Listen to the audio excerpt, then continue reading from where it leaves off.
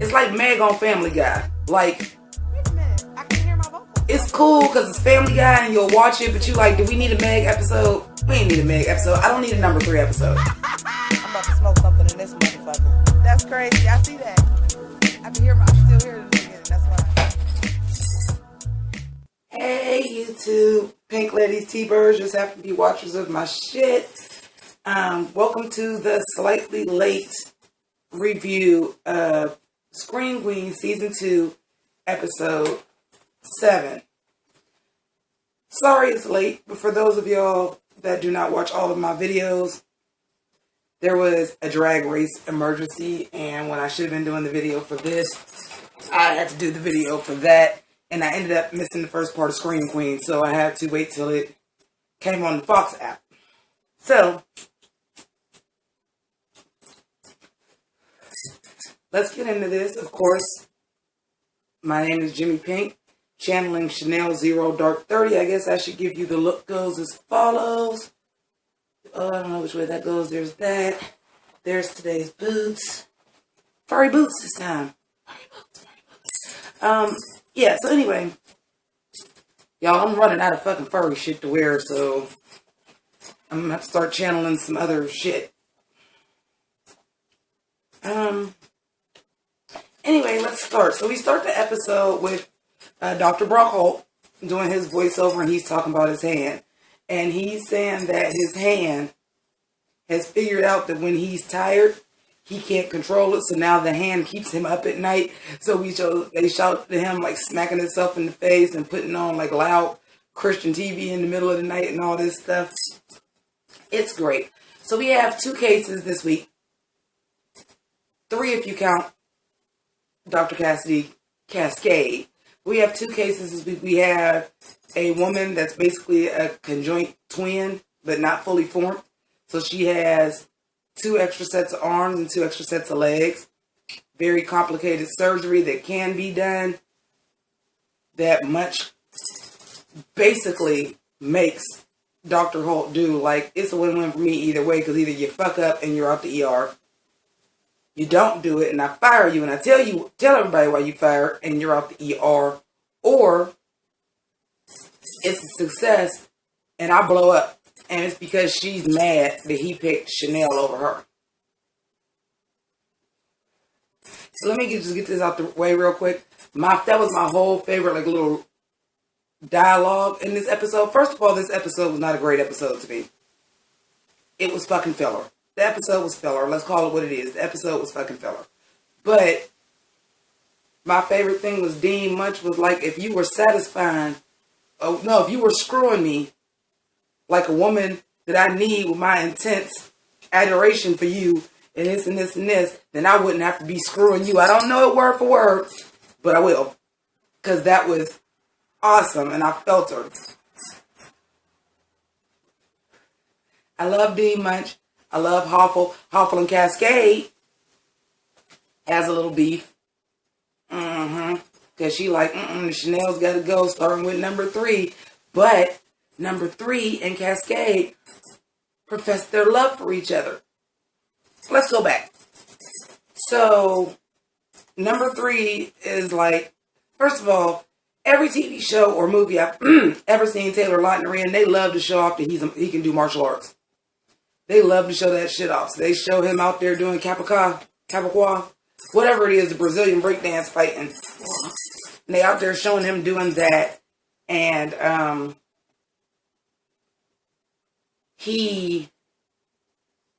Chanel number 3 comes out and she's like, listen, I can't be with you if I'm dead. I'm supposed to walk around with half dead, half alive babies.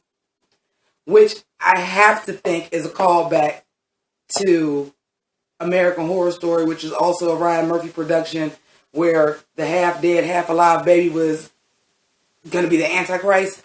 So I just have to assume that was a callback to that. Ryan Murphy does it too much. It has to be a callback to that, which I thought was hilarious and clever. But it's this syndrome that makes people think they're dead. And she's like, well, I've done all this research, the most work I've ever done in my life.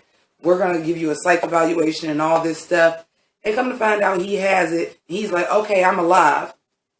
And it seems like to me, I'm not sure if it was because he felt like he was in love with number 3, or the fact that now he's alive, he's starting to feel guilty about being murderer.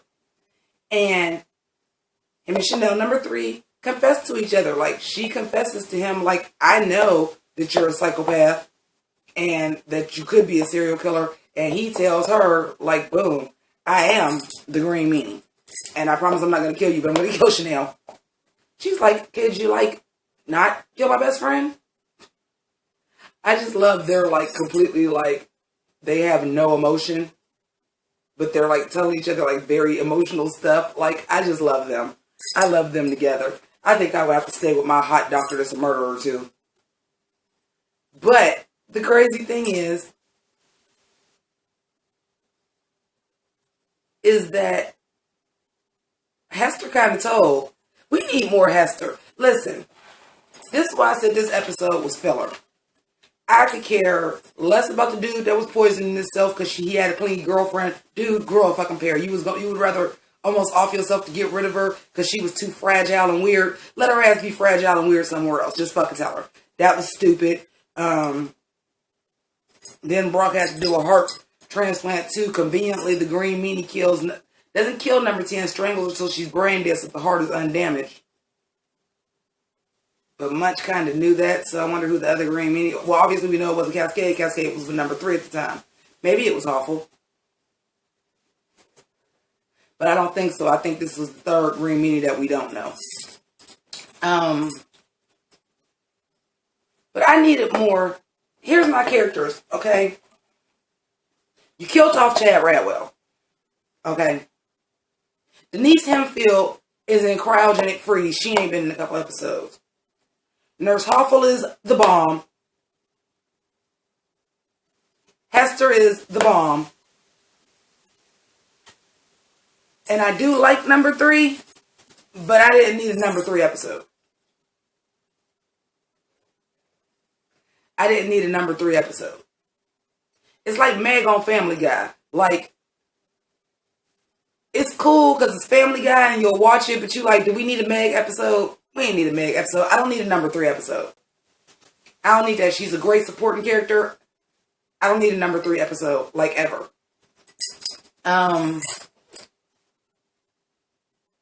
But they got me all hyped because at the beginning, you know, they're rolling the credits.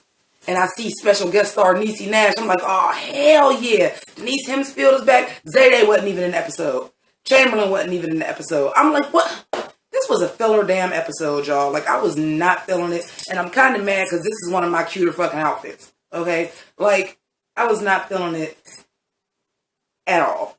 I'm just, like, not even fucking with this episode. McCaskey says he would do the transplant of the hand, but then he looked like he did the transplant, and then it said kill Chanel, so who the fuck's hand is that? Also,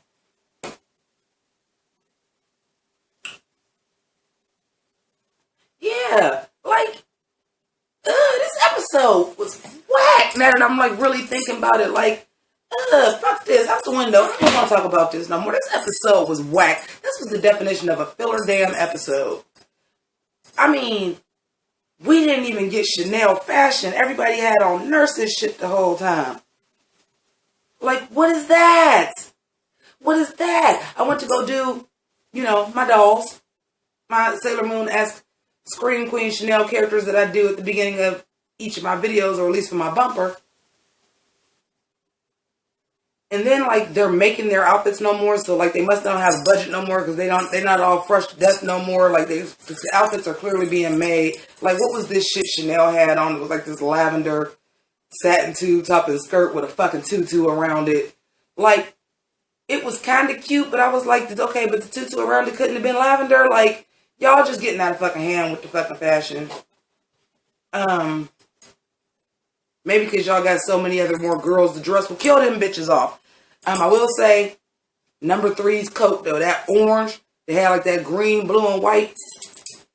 I wasn't about to sit down and do all that for my doll, but that motherfucking coat was everything. She been coming with the coats. She the coat queen this season. But, I mean, number 5 was really not in it. Hester was in it for like a hot second. We see Denise at the very end in cryo freeze when they killed a reporter Fuck it, I'm done. This episode was not even worth it. Y'all let me know if y'all like this episode or not. If it's anything that you like, but what about this part?